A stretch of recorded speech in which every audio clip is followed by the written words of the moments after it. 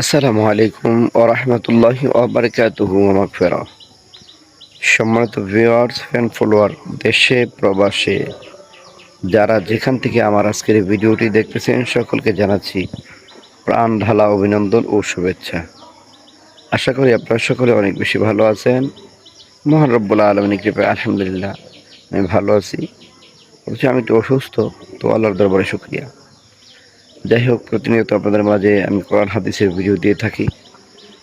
আজকে এমন একটি ভিডিও আপনাদের মাঝে নিয়ে উপস্থিত হয়েছি, যে ভিডিওতে আল্লাহ নবী বান্দাদেরকে উম্মতদেরকে দান খয়রাতের ব্যাপারে উদ্বুদ্ধ করেছে। হযরত আব্দুল্লাহ ইবনে আব্বাস রাদিয়াল্লাহু তাআলা আনহু হতে বর্ণিত, তিনি বলেন, হযরত আব্দুল্লাহ ইবনে আব্বাস রাদিয়াল্লাহু তাআলা আনহুকে একদা এক লোক প্রশ্ন করলেন, হে আব্বাস রাদিয়াল্লাহু তাআলা আনহু, আপনি কি কখনো নবী করিম সাল্লাল্লাহু আলাইহি ওয়াসাল্লামের সঙ্গে ঈদের জামাত আদায় করেছেন? তখন আব্দুল্লাহ ইবনে আব্বাস বললেন, অবশ্যই, আমি আল্লাহ রসুলের সঙ্গে একসাথে ঈদের জামাত আদায় করেছি। আল্লাহ রসুল সাল্লাল্লাহু আলাইহি ওয়াসাল্লাম ঈদের জামাত নামাজ আদায় করার পাশাপাশি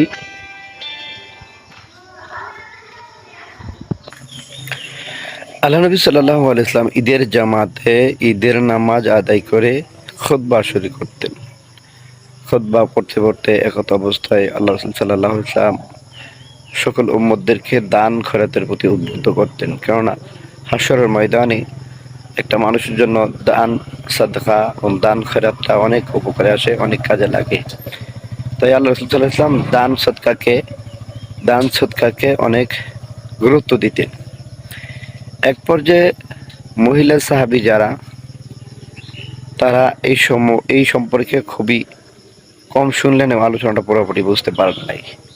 তাই হযরতে বেলাল রাদিয়াল্লাহু তাআলা আনহুকে সাথে নিয়ে আল্লাহ রাসূল সাল্লাল্লাহু আলাইহি ওয়াসাল্লাম মহিলাদের সামনে উপস্থিত হয়ে দান সদকার ব্যাপারে আলোচনা করলেন এবং তাদেরকে বোঝালেন। তারা রাসূল আকরাম সাল্লাল্লাহু আলাইহি ওয়াসাল্লামের জবানের নিঃসৃত পবিত্র বাণী দান খয়রাতের ব্যাপারে শুনে তারা খুশি হলেন এবং তৎক্ষণাৎ সাথে সাথে তাদের অলংকার আদি আল্লাহ রাসূল সাল্লাল্লাহু আলাইহি ওয়াসাল্লামের হাতে দান খয়রাত করে দিলেন, দান সদকা করে দিলেন, যাতে করে তারা দুনিয়া ও আখিরাতে শান্তি এবং মুক্তি লাভ করতে পারেন।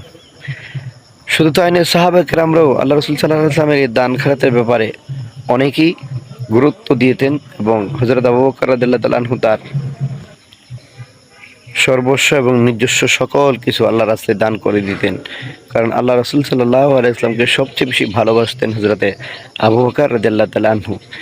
এই পর্যায়ে সাহাবায়ে কেরামরা যেভাবে দান করেছেন, তেমনিভাবে মহিলা সাহাবীরাও রাসূল সাল্লাল্লাহু আলাইহি ওয়াসাল্লামের নিঃসৃত মুখের জবানের বাণী শুনে দান খয়রাতের প্রতি উদ্বুদ্ধ হয়ে অধিক পরিমাণে আল্লাহর রাস্তায় দান খয়রাত করেন। তো আসুন, রাসূল আকরাম সাল্লাল্লাহু আলাইহি ওয়াসাল্লামের দেখানো পথে আমরা অনুসরণ করি। কেননা দুনিয়াতে স্ত্রী, সন্তান, ভাই, ব্রাদার, আত্মীয়-স্বজনের যেতে অনেক গুরুত্বপূর্ণ কাজ করবে, অনেক গুরুত্বপূর্ণ ভূমিকা রাখবে আল্লাহ রাস্তায় যেগুলো দান করেছেন। কারণ আল্লাহ রাস্তায় দান আপনাকে জাহান্নামের আগুনে ভুগতে দেবে না, তারা আপনার জন্য প্রতিবাদ করবে, আপনার জন্য সুপারিশ করবে। সেজন্য সময় থাকতে আসুন, আমরা যারা সম্পদশালী বা সামর্থ্যবান সকলেই সময় থাকতে আল্লাহ রাস্তায় দান করার চেষ্টা করে। আল্লাহ তাআলা আমাদের সকলকে কবুল করুন। ভিডিওটি ভালো লাগলে শেয়ার করে দেবেন। ভালো থাকবেন সকলে। আসসালামু আলাইকুম ওয়া রাহমাতুল্লাহি ওয়া বারাকাতুহু।